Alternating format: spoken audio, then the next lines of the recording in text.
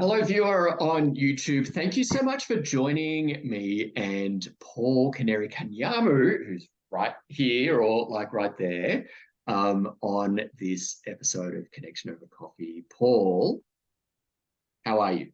Before we get into the real conversation, how are you? You feeling good? I'm good. Yes. Good. Have you got your coffee? Have you got something to, or are you just sort of, ready to go? I'm done with coffee. I'm okay now. Good. Mhm. Yeah. Good, because it is evening there, and it's still morning here, so I'm very much in coffee time. Yeah. It's evening in Canada. Yeah, yeah. So, viewer, looks like Paul's ready to go. I'm ready to go. Hope you are. Let's get going. Paul Kanyamu, thank you so much for joining us for Connection Over Coffee. You're welcome. So, Paul, I first came across you on LinkedIn, and when you were still living in the Kakuma refugee camp, and we'll explore, that experience in like into the conversation. But before we get into all of that, do you want to introduce yourself to the listener and the viewer? Hello, everyone. My name is Paul Canary Kanyamu. I'm from Uganda. I'm a human rights defender and refugee rights advocate. I'm currently living in Canada. It's where I was resettled just the beginning of this year in April. I'm 26 years old, and I just like I've told you, I'm a human rights defender. I defend the rights of LGBTQ people, the rights of refugees, and other minorities. Yeah.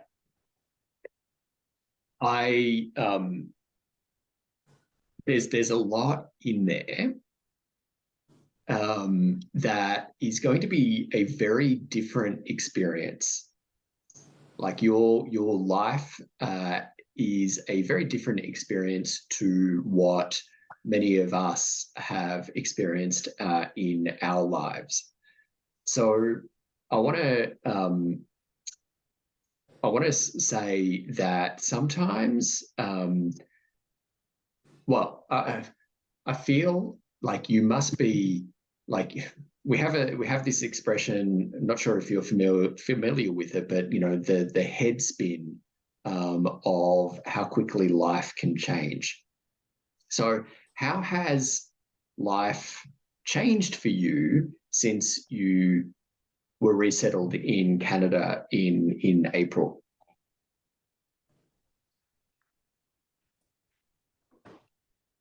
Could you please repeat for me a little bit? Yeah. So, how has life changed for you in since you've been resettled in Canada? Yeah, thank you so much, Phil, for that question. Uh, all I can say is my life has greatly changed and improved. It's no longer the life I was in a few months ago in East Africa or in Kenya. Yeah. It has changed in the following ways or in such ways. In Canada, where I am here, at least I've found that human rights are really respected here. The violators of human rights are prosecuted, unlike in East Africa or Kenya. We can attend pride events right now in Canada, but it's never happened in Uganda or Kenya. So a lot of new developments I'm seeing, a lot of new opportunities for I as an individual and other LGBTIQ people in Canada. Another thing, there are various opportunities for the LGBTQ community here in Canada. And ever since I arrived in Canada in April, at least I've managed to get lots of friends, different LGBTQ organization heads. I've met a lot of queer friendly individuals. I've made friends with them, and I've also managed to get an LGBTQ friendly church, at least where I can fellowship from, because in Uganda, we had one church, LGBTQ friendly church, but government had to shut it down. That's very unfortunate. But here in Canada, things are very good. Rights are respected in that everyone is free to do what he wants, what she or he wants, provided it doesn't hurt another. So that is really very, very positive onto my side. Yeah, that's I'm really glad that you're like, after such a short period of time, so it's August now that this is being recorded, in early August.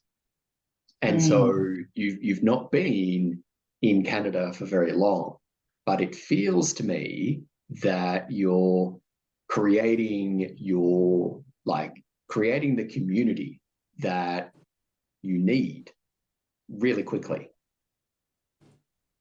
Sure. Yeah. Does it feel that way for you? Oh, good. Good. Because yeah. And I'm really glad to hear that you have found like a queer-friendly church. Because, for all its faults, organized religion can play that role in our lives that helps us feel connected to something much more than ourselves. So that can feel like, a constant in your life, right? Yeah, that's really good. I want to explore something that you started talking about in your introduction there, in, who you are, 26 years old, from Uganda, recently resettled out of the Kakuma refugee camp in Kenya into Canada, an LGBTIQA plus rights and a human rights defender. And I want to explore your story some more, if we can, about how did you come to go from home in Uganda to the refugee camp in Kenya, and then now to Canada? Thank you so much, Phil, for that question. I left Uganda to Kenya in a refugee camp after my family disowned me, after I faced fear for persecution because I was found out that I'm LGBTQ in Uganda by my parents and the community. And according to our cultures back home, being LGBTIQ, you are seen as someone demonic, you are seen as an outcasting family, you are seen as someone who is a trouble causer and someone who is an agent of different ailments. So after they discovered that I'm LGBTQ, I was brutally persecuted to near death. I narrowly survived death in Uganda, in my country, and that's how I ended up in Kakuma refugee camp in Kenya to seek for protection. And when I went to Kenya, I was registered by the UNHCR, the UN Refugee Agency, and I was taken to Kakuma refugee camp after they had promised me protection, that in Kakuma I'll be protected, because they said Kenya has the encampment policy, so I can't stay in Nairobi or I can't stay in urban. I have to stay in the camp because of the encampment policy. I went to the camp, I was taken to the camp, but oh my God, that was another hell on earth. The life I never experienced in Uganda, in my country, I terribly experienced it in Kakuma refugee camp. I faced lots of persecutions in the camp. A lot of homophobia happened to me. I was totally in disbelief. Nothing like peace I experienced in the camp in Kenya. There was a lot of attacks against my life and other LGBTIQ individuals. Every day there was attacks. You could hear an LGBTIQ person has been attacked in this block, in that block. People were cut. We lost some of their lives. We had, there was some petrol bombing in our area, in our block. And at least one transgender person lost her life. May her soul rest in peace. She sustained second-degree burns, and in that process, she died. That was very terrible and it was very devastating. It was really very bad.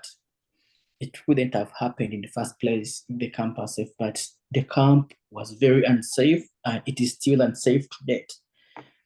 I myself, more of the attacks that I experienced, I was pushed into a long ditch or a hole, very long one.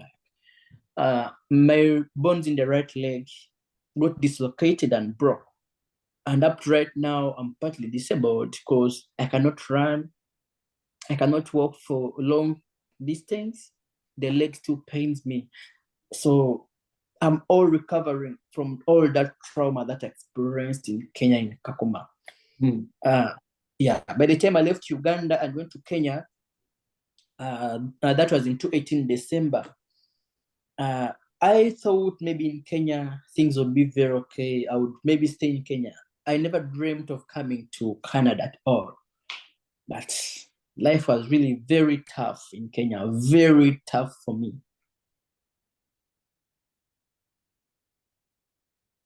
Thank you. Thank you for sharing that. And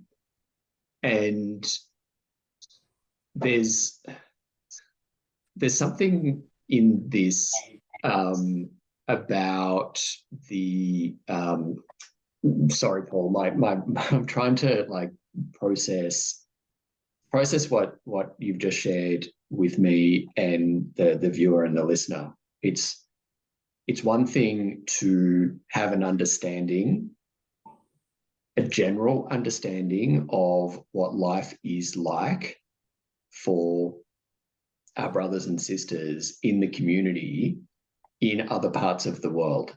But it's a complete other thing entirely to hear it firsthand. So I want to simply say thank you and to honor what you've just shared and to honor and respect what you've just shared. So it feels, I want to simply say that I'm really sorry.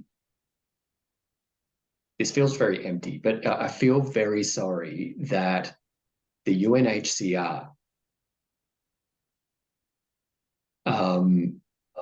so listener, viewer, UNHCR is the United Nations High Commissioner for HCR, High Commissioner for Refugees. And it's the UN agency who is tasked with the protection of people who have been found who meet the definition for what a refugee is. And every nation state who is a member of the United Nations pays the UNHCR to care for refugees who meet the definition before they then get resettled in other countries. So in Canada, in Australia, the UK, the United States, those four countries generally take a lot of the refugees around the world. Other countries do as well, but they all rely on the UNHCR to help administer the programs. Paul, I'm really, it's upsetting to hear that the agency that was tasked with your protection simply didn't.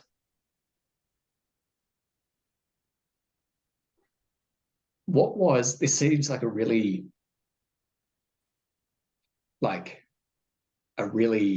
silly question to ask, and I'm sorry if it is.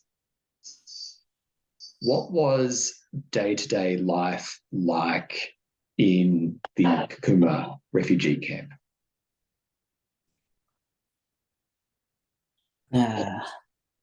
Thank you, Phil, for that question. The day-to-day life in Kakuma, just like I've highlighted some of the points in the previous the day-to-day life in the camp. As an LGBTIQ person, you when you wake up in the morning, the first thing you first think of is, how am I going to move in the community? I have people waiting for me, maybe along the roads, people who are going to verbally and physically assault me.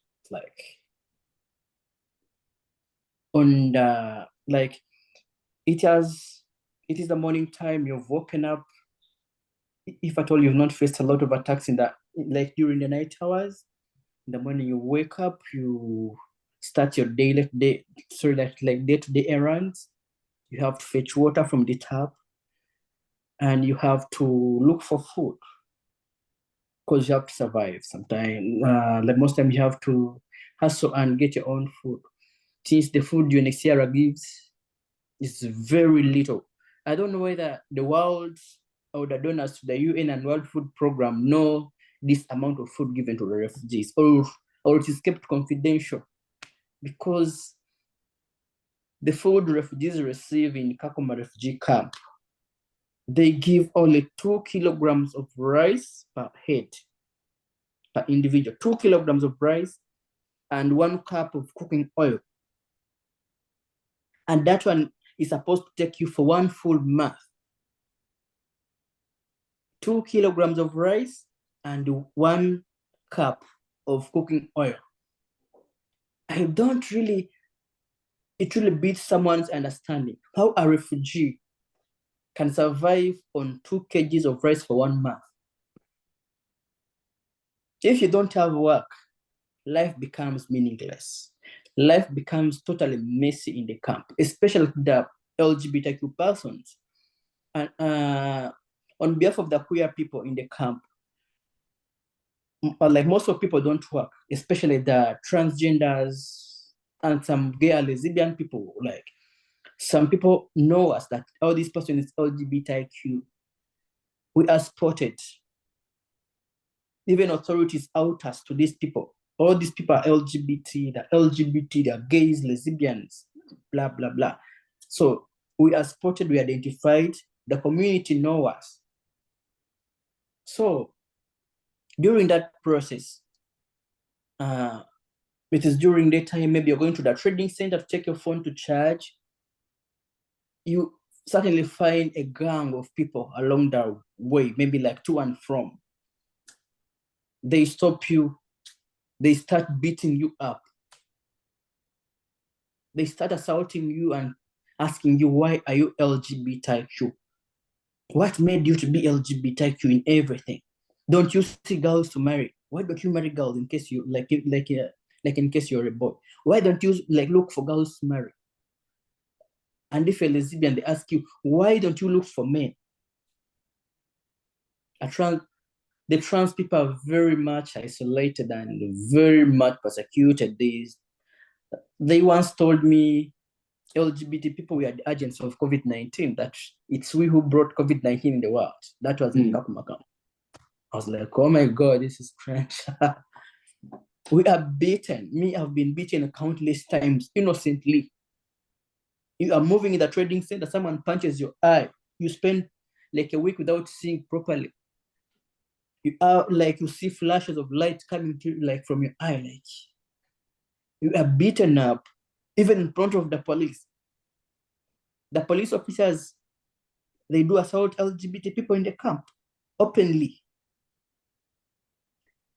They threaten them with deportation because they say, why did you run from your countries and yet in New Kenya hates LGBTIQ people? And those are the people who are mandated to give us protection. Those are the agencies UNHCR relies on to give protection to all refugees. And these same people are beating us. The security people are beating us, questioning us. Why are you LGBT?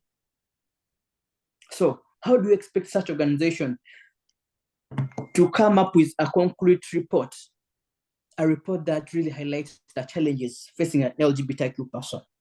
It cannot happen. The police has always been homophobic to us. They always threaten us.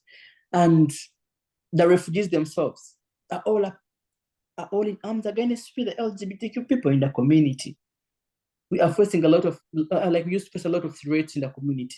Me, I'm out with my partner, but a lot of queer people in the camp are still languishing in suffering, facing homophobic and transphobic attacks. And that's why, as an advocate, as a human rights defender, I'm continuing to amplify the voices so that the world out there can really stand up and offer help to these people. Life in the camp is really very, very much horrible. People are really suffering. People are sleeping outside. Shelters getting burnt. And when you complain to UNHCR, it can take you 3 months to get another shelter. Just of iron sheets. They give you iron sheets like 14 and some timber and one tapling. And now you build your own shed. It can take them 3 months to provide you that. While you're sleeping outside in the cold, the living conditions are very harsh. Temperatures are ranging from the above 33. There is a lot of dust in the camp, poor hygiene, open defecation everywhere. The health conditions in the camp are very, very much stressing. In some hospitals, unqualified refugees are the ones treating fellow refugees. Someone who has spent only 5 months doing some little training is getting an injection and injecting a patient. A person with 0 qualifications doing treatment to someone. I'm speaking all this because me, I'm no longer there. So these are total facts. I'm not sugarcoating anything. People are really suffering in the camp. And UNHCR, I don't know the reports they're giving out to the world or the accountability stuff they're giving to the world. Life in the camp is totally messy, especially to the LGBTIQ people. They are being persecuted every now and then. At the police station, when they go to report, they tell them, no, change from being gay to straight. Don't you see us straight people don't get attacked? Why don't you change and become a straight person? All these things are happening. And LGBT people, when they are arrested, I remember during the COVID-19 times in 2021, there was mandatory mask wearing. They could tell people to wear mask every time. Yes, that was very okay and understandable because we're like trying to prevent COVID-19 from spreading. But towards 2022, as the world was regaining its normality, the police officers could target LGBTQ people as they could arrest everyone without a mask. And in case in case of any arrests, maybe they have arrested LGBTQ people, some local natives, and some other refugees who are not LGBT. The LGBTQ people would be given hefty penalties, paying heavy fines. In case someone is to pay $2, they could make you to pay $50. And a native goes scot-free or pays less than and pays less than $3. But LGBTQ person, you have to pay $50 plus. Mm-hmm.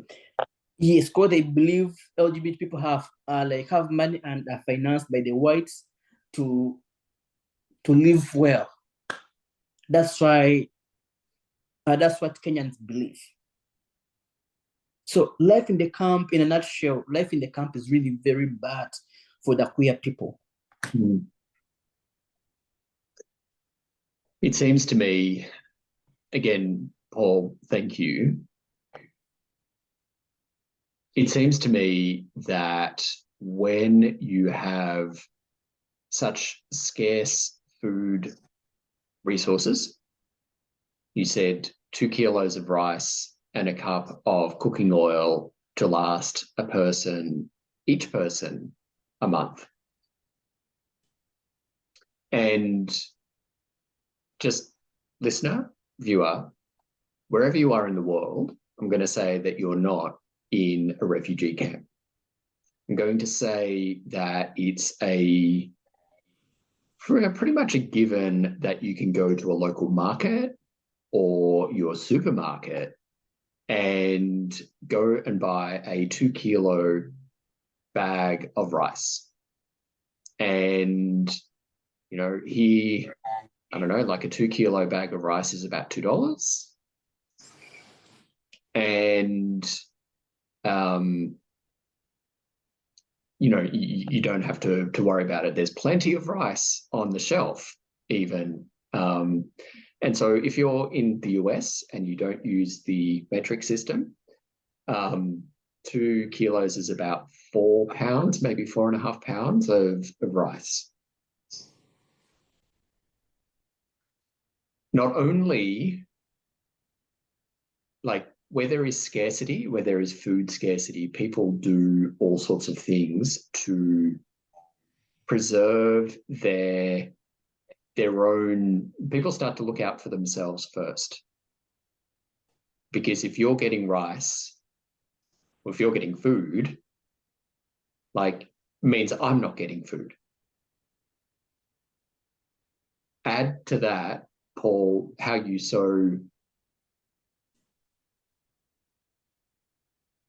you described it so well in its awfulness. And I'm finding words and really not coming to me so easily in this conversation, and that's okay. But you described it amazingly in its horror. That seemingly everywhere you turned, the system was against you.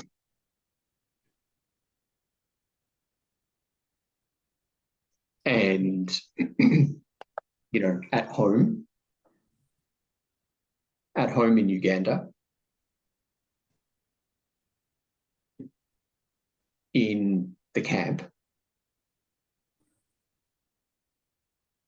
and even if the system was there to support you, it really wasn't there to support you at all.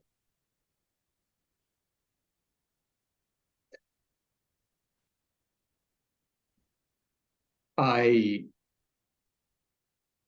wonder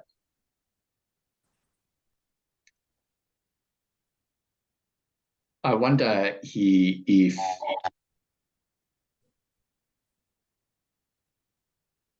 honestly, I don't know what to say.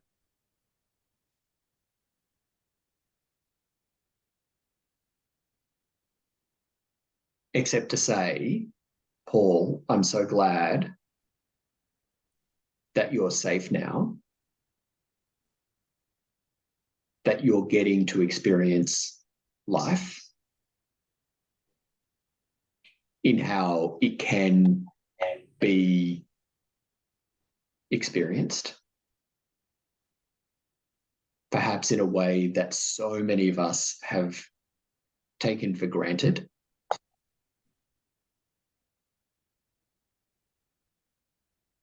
But also that so many people still who are in the Kakuma refugee camp still living under those circumstances, living in constant fear and knowing that there is no support for them.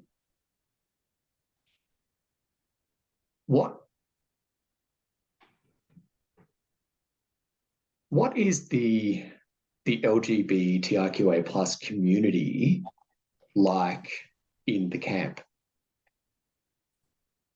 Is it supportive? Is it is there a community there?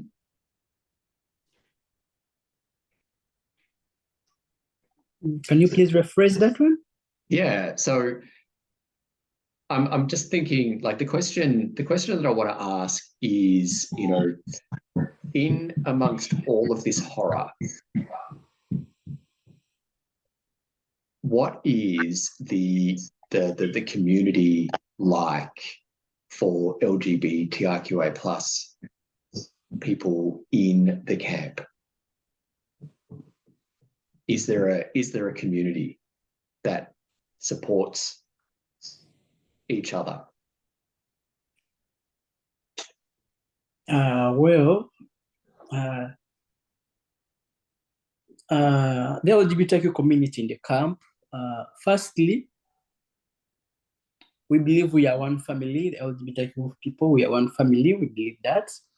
And despite all the attacks, the homophobia, transphobia, biphobia, love unites us in the end. Love unites us. We stand there for each other. We are there for each other. Maybe in case of any attack, someone has attacked you, someone has attacked a group of LGBTQ people. We are the people who stand up, carry you, take you to the hospital, because there are no ambulances during daytime. We have to carry the person, even when the person is maybe his arms are broken or legs broken, we have to carry the person and take him or her to the hospital. So the LGBTQ community is a united community in the camp. We are always there to show compassion and love to each other. That's the first thing in the camp with LGBTQ people. And then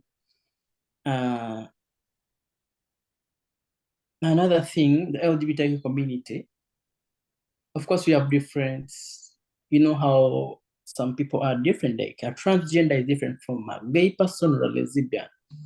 So we are different. Most of us are different. So someone, like, the way of living are totally different. I, as a gay person, maybe I might live differently compared to a transgender person or a gay or a bisexual person. So the ways of living are kind of different. This is not only in Kenya or Kakuma, but all over the world, even here in Canada. Trans people are living differently, bisexuals are living differently, the gays are living differently, just like the lesbian as well. So we have different kinds of living in the camp. Everyone lives differently in according to what he or she feels. However, the authorities try hard to suppress our existence, tries hard not to be visible at all at whatever time, because I believe they fear to be asked questions. Like in ACR, they fear to be asked questions. Why are these people suffering? Why are these people? So they totally discourage being online. They don't like it when we go live or make coverages. They don't like it when the community, the LGBTQ people, join hands to discuss the challenges together in a group, because they believe a united group will have a united voice, and therefore will maybe protest or maybe come to a common understanding, and they bring UNHCR to tenterhooks. So the authorities tries hard to kill that vibe or to suppress our existence, the open existence. They try hard to really cover up. I feel like on one hand, I'm not surprised that the authorities try to cover up, as you said, the existence of individuals and the community and suppress visible signs because it's, you know, an inconvenient truth that LGBTIQA plus people exist. Despite beliefs, despite fears, despite, you know, any kind of thoughts or opinions that you have, that other humans have, that, you know, we exist. And then on the other hand, I find it's in amongst all that horror, you know, I think, Paul, you described it, you know, it's hell on earth. In amongst all of that, there are love still flourishes, where people in that community are there for each other like family.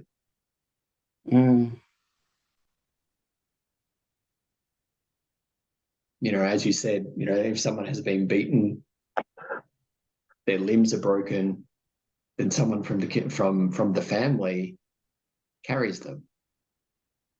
Yeah. And sure, physically carries them, but also mentally and emotionally carries them as well. In amongst all of this horror, this persecution, this seemingly ceaseless persecution, there is love.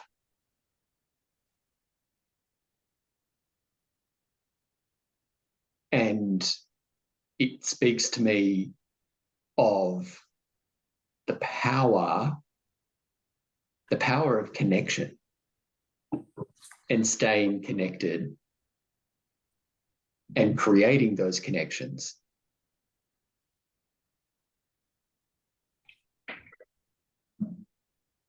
I mean, it's beautiful.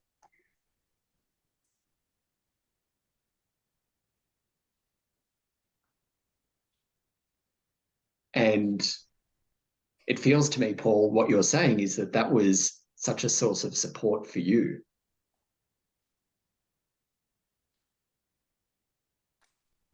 And does that love, do those connection bonds that you have, do they drive your work now? Like your advocacy work, does it drive it now? Yes. Sure. Yeah. Listener, Paul just very politely, but he answered very politely, is like, but pretty much like a duh. Like, yes, of course it does. Which in itself is like, it's self-evident. Paul, I want to ask a question before I ask my final question. So 2 more questions to go. Now that you're in Canada, what support do you get now that you're resettled in Canada in terms of helping you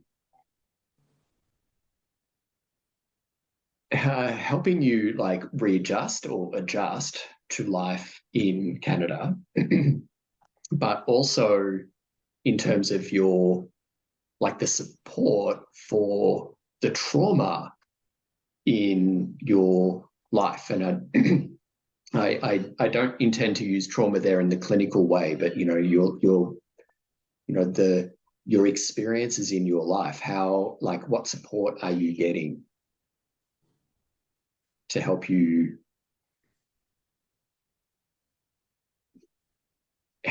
with your life experience? Well, Uh, I am being supported for a period of 1 year, and I'm left with some few months from now and the support will be stopped. But for the period of 1 year, I'm being supported fully. Housing is provided for this 1 year. There will be some food,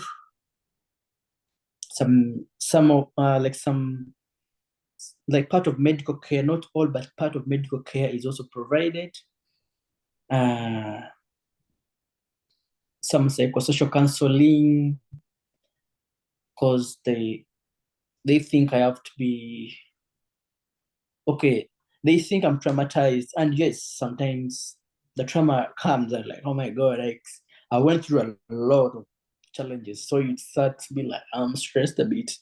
So in case you feel depressed, at least you can talk to someone here, someone can guide you, someone can counsel you and say, please, all is well, forget the past, and you'll be fine. Just know you are loved and you can do better. So they encourage you, they give you those encouraging words are like, great, yes.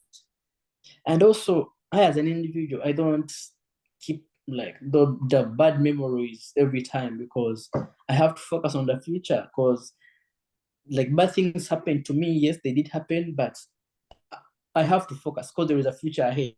If I keep on thinking about the negatives, so they will drill me a lot. So I have to focus on the positives. And another thing, uh, with education, being supported, I'll be undergoing my HCA course in September this year. Yeah, healthcare assistant course this year. I'm being supported as well with medication. I've told you that. Part of the medication is being covered. Food, there is housing for 1 year. After 1 year, I will start supporting myself. So I have to hustle hard. I need to look for money. I need to look for opportunities so that I can be able to work and save some money, so that in this remaining month, I be able to save some money and I start taking care of myself, just like it is in the plan. So in a nutshell, I'm getting enough support at the moment for this period of 1 year. Good. I find you're like, I'm really glad that you're getting that support, the physical, the mental, the emotional support. And I know that can be a real, like to help the settlement process, but then also the planning for your future. I just I hope that you're making great use out of it. I mean, I know you are, and because this is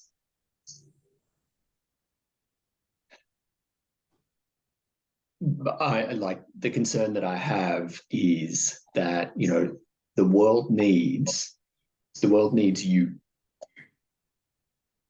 The world needs you and your experience. The world needs you shouting from the rooftops for those who are voiceless.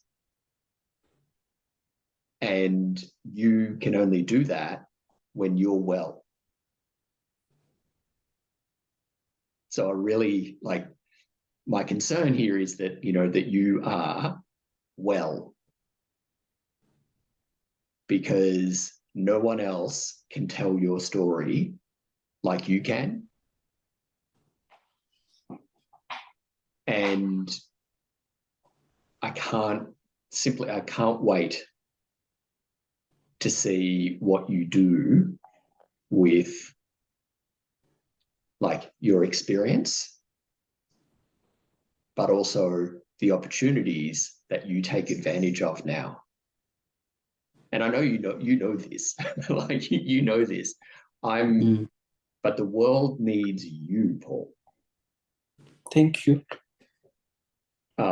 Because it's not my place to tell your story.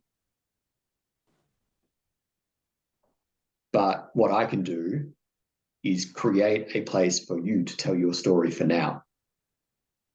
As you're getting yourself well. And then for me to support you, to support others, how I can, to amplify voices. Not to speak for you. Yeah. but essentially go, here's a microphone. Like, here's a microphone, here's an audience, here's you know what like doing what you do. But the world needs you. So please be you. Because while your soul has been beaten, your body, your mind, your emotional, like you have been beaten, you're still here.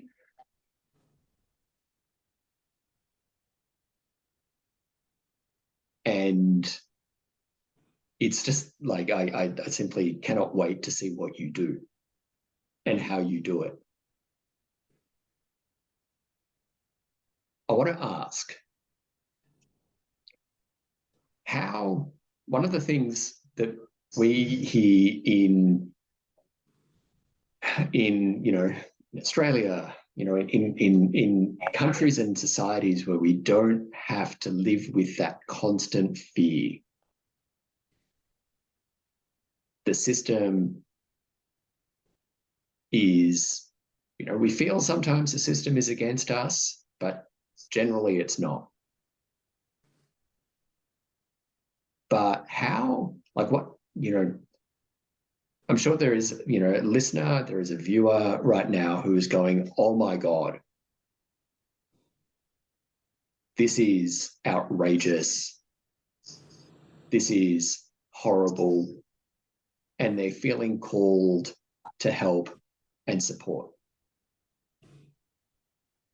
But sometimes we don't know how to do that in a way that we know is going to really support the people on the ground.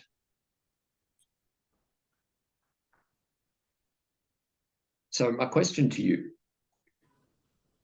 is, how can we being, you know, me, how can the viewer, the listener best support the people, the LGBTIQA plus community in Kakuma, in the refugee camp there, and in other refugee camps around the world? How can we, in your view, best support them now? What's needed? Thank you so much, Bill, once again, for that very good question. To the viewers, to the world out there who are watching this podcast, who are watching this show, the people out there can support through various ways. You can stand with the LGBTIQ community in East Africa through the following. I can try to like break. One, I'm appealing to everyone outside there or out there to please get up and advocate for the rights of the LGBTQ community in East Africa. Advocacy is very, very important. Because right now, 3 months ago, Uganda passed the very harsh Anti-Homosexuality Act. It was assented to by the President Yoweri Museveni. This act is really very harsh because it really aims at it aims at harassing LGBTQ identity, totally harassing, not just punishing, but totally harassing LGBTQ identity. So we have a lot of work to do as human rights defenders, as activists, we have a lot of work. We have huge tasks ahead. This bill is totally aiming at erasing LGBT identity, and it's totally very horrible to the LGBTQ community in the whole of East Africa. Because after signing this bill, we've seen very many numbers of people running away from Uganda. They have gone to Kenya to seek for asylum. People have gone to Zambia. People are coming abroad to seek for asylum and they're suffering along the way. People are going on boats and they're dying in water because they're being persecuted back home in the country. So we need to advocate for the rights of the LGBTQ people in East Africa. Two, the governments like Australia. I believe Australia funds Ugandan government. Australia funds Kenyan government. We have a lot of projects Ugandan government is doing with Australia government back home in Uganda. So the government of Australia can continue putting pressure on the government of Uganda to repeal this anti-homosexuality act that was signed by President Museveni. This act must be repealed by all means. And it cannot be repealed today or tomorrow, but by much efforts, by continued efforts, diplomatic talks with the government of Uganda and Australia. Officials can sit and talk around the table, please, this bill needs to be scrapped because it's totally horrible. It's meant to erase LGBTQ identity. People are being arrested innocently by mere suspicion that this person is gay. It's a crime. And if a TV presenter hosts someone who is LGBTIQ, that's a crime on its own. Landlords in Uganda are not allowed to give shelter to the LGBTIQ people or those whom they presume to be LGBT. It's a crime. In case you give someone a shelter and it's LGBTIQ, you are arrested as a person who is LGBTIQ, and also the landlord is arrested for 20 years and jailed for 20 years. So that's how. Can you please repeat that? If I'm a landlord and I'm sheltering an LGBTIQ person, and they get to know that I'm LGBTIQ, I'm imprisoned as well as the landlord for 20 years. It's happening and it's already in an act it's already online, people can read it. Yeah. These are not my words, it's already online all over the anti-gay act. You can go online and read it. It is very harsh. And if a TV presenter hosts someone who is LGBT, that TV station, its license is revoked, and you pay hefty millions of Ugandan shillings. And the person who is interviewed is arrested and jailed. So that's why I've said the bill is aiming at erasing LGBTQ identity. So that's point number 2, how people can support. Point number 3, on the part of LGBTQ refugees in Kenya and other countries, especially refugees who are in camps, Australian government and other governments abroad, like America, Canada, Sweden, Iceland, Netherlands, and others, can please open up the resettlement slots for the LGBTQ refugees. Governments need to open up resettlement slots so that people who are LGBTIQ and facing persecutions can be able to be allowed or can be resettled to safety, like here in Canada, Australia, UK, the US, and other countries that respects the rights of LGBTQ people. That's another point. Point number 3, can I break for a second? Yeah. A second. Yeah, please. Just a second. Okay, to continue? Yeah. So I think we're up to number 4. Yes, point number 4.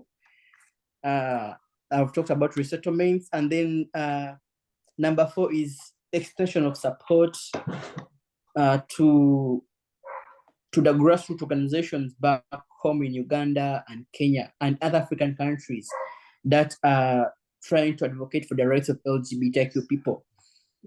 The people out there, the people watching, Australians, Canadians, Americans, you can kindly get in touch with organizations on the ground so that these grassroots organizations are supported, because they are the first people, you understand? They are the first contacts on the ground, because they're receiving different cases. Maybe someone is attacked, he runs to an organization for rescue, he runs to an organization for help. At least the support can be financial, emotional, and other forms of support. Yeah, but majorly financial, reason being, we need to set up safe shelters, temporary safe shelters, because sometimes not everyone can be able to seek for asylum. Yeah. Yep.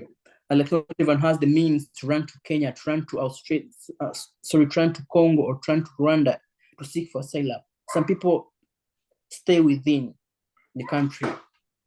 So when these grassroots organizations are empowered, shelters are in place, at least we believe they can be able to provide some temporary support like food, medication, housing, so that they can be able to shelter these people who have faced persecutions. And then I've talked about the government supporting the community through diplomatic talks with the Ugandan government, the Kenyan governments as well, because, and whether that's very important. Because just like I said, Australia give aid to Uganda, Canada give aid to Uganda, as well as the United States. So these countries can diplomatically sit with the Ugandan government, the Kenyan government, and they harmonize, they come to they come to a drawing point whereby Ugandan government and Kenyan governments are asked to repeal the anti-gay laws that are in place. Because they do receive foreign aid. At least put some conditions on that aid. In case I'm sending my aid to Uganda, I don't want to see LGBT people being persecuted. Uganda is a poor country, that's a fact. It's not poor that's poor, but resources are heavily mismanaged, and that's what makes us poor as a country in Uganda. There's like a lot of corruption, and that's how the resources end up being plundered.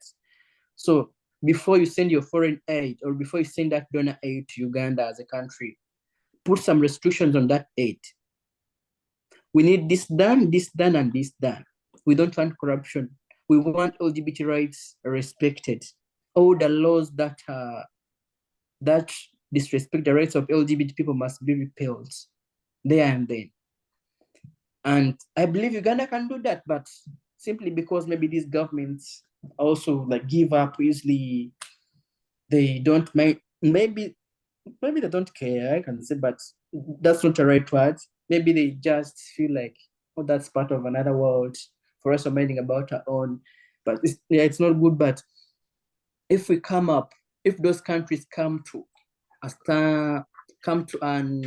a point whereby they can implore the government of Uganda and Kenya to repeal those laws, I believe laws can be repealed and something can happen. And this, in the end, it will save the LGBTQ community in Uganda. Yeah. Paul, thank you.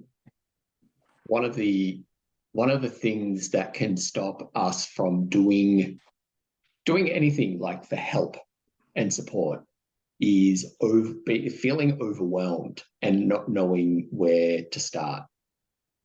And it's the instance, when there's, something within our own lives where it's something in someone else's life. A great example is, what happens when,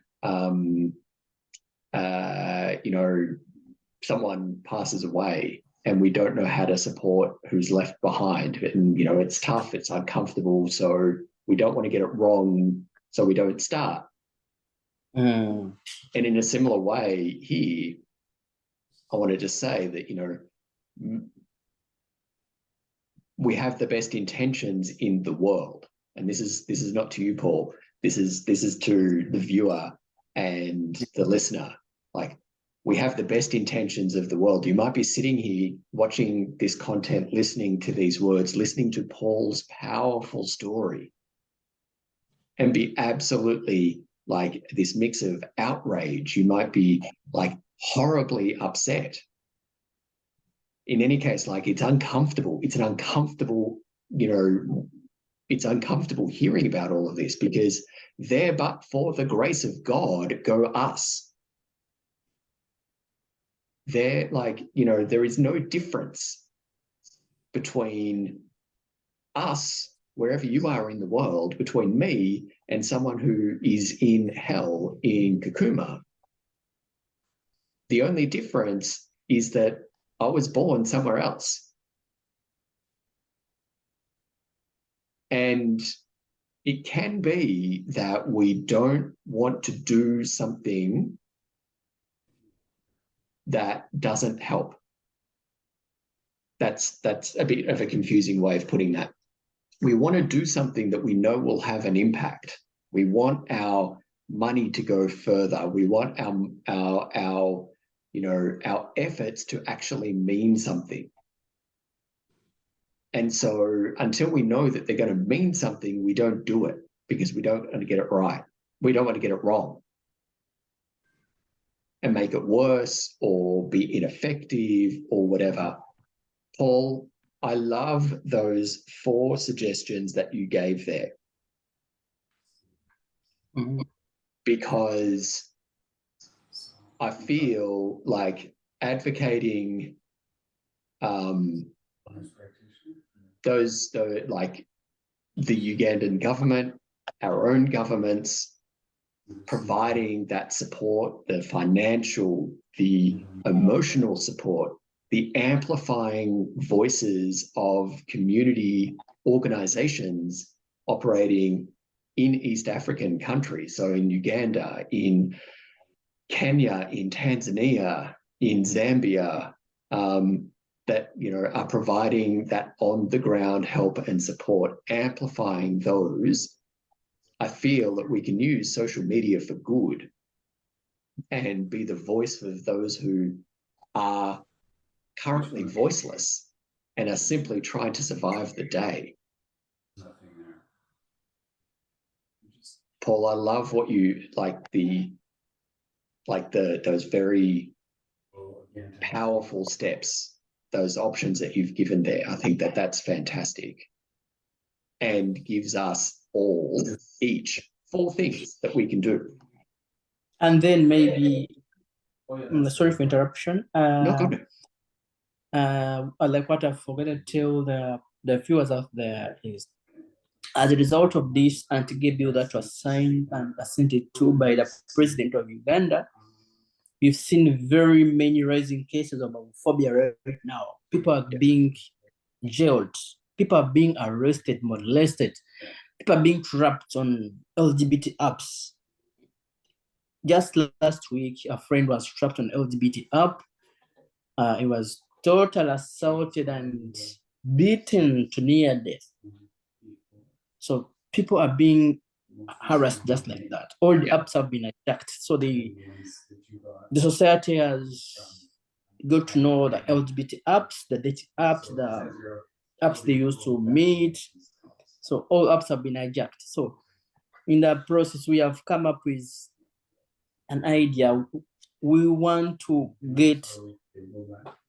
set some safe shelters out of the capital, out of capital Kampala, because it's where we've seen at least there is no high populations and it's somehow remote, but with some resources, there's electricity and water. We are setting up some shelters there, at least shelters that can accommodate at least 70 LGBTIQ persons, especially those at higher risk or those that have faced persecutions and are unable to travel to other countries for asylum and stuff.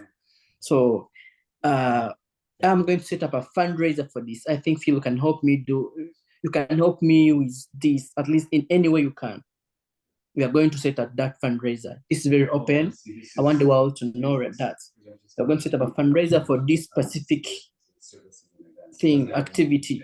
We want to show that those activities, the human rights defenders facing persecution is home in Uganda, but cannot flee their country due to like different challenges.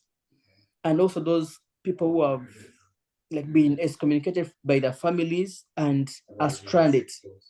So we believe when we set up these shelters, we believe at least people will be where to live, at least temporarily, as we continue advocating for them. Maybe with time, the embassies can open up doors for them and they're granted visas and they can be able to run away as a durable solution. So yes, we're going to set up this, and I think in 2 days, Phil, I'll be updating you about this fundraiser. I'm going to set it up, and I want everyone to know this, so that those who can be able to support kindly do share it widely with others, so that you can be able to help the suffering souls in East Africa, the people who are suffering down there, please.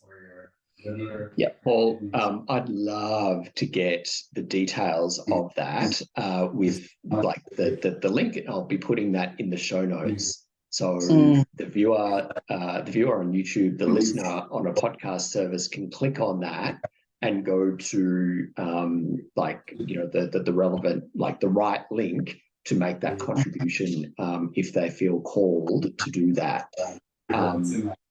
Paul, I simply want to say thank you. You're welcome. I want to say thank you for being you in a world and in an environment that did not want you to be you, that actively tried for you to not be here. You can go into health gateway. For you to not exist because like it doesn't fit into some religious belief, to some cultural belief, but here you are still. You can find your and I'm so grateful that you're here. I'm so grateful to you that you shared some of your story with me and the audience today. And the world needs you. Thank you. And the world needs all of us, you, me, the listener, to advocate for those people who are still in hell. And if you're listening to this in Kakuma, you're watching this in Kakuma or in any camp around the world, and you are like fearful for your life, please know that you're not alone. And please keep drawing on that love and support that you get from community to help get you through the day. Not the tough times, but get you through the day. Because we can all learn a lesson from the power of that love. We can all be reminded of the power that love has over hate, over active erasure. Did you get any blood work done? So, Paul, thank you so much. Thank you so much for. You're most welcome, Phil. It's an honor. It really is an honor. I cannot wait. I cannot wait to see what you do over the next 10 years, 20 years, 30 years, like for the rest of your life. I want to be a change maker. I want to really, I want to touch the lives of people because I'm going humanitarian. That's a road I'm going to take. So I really want to touch the suffering souls. Yeah. I love language. I say, like, I heard you say that, you know, I want to do this, right? So in the future, cool.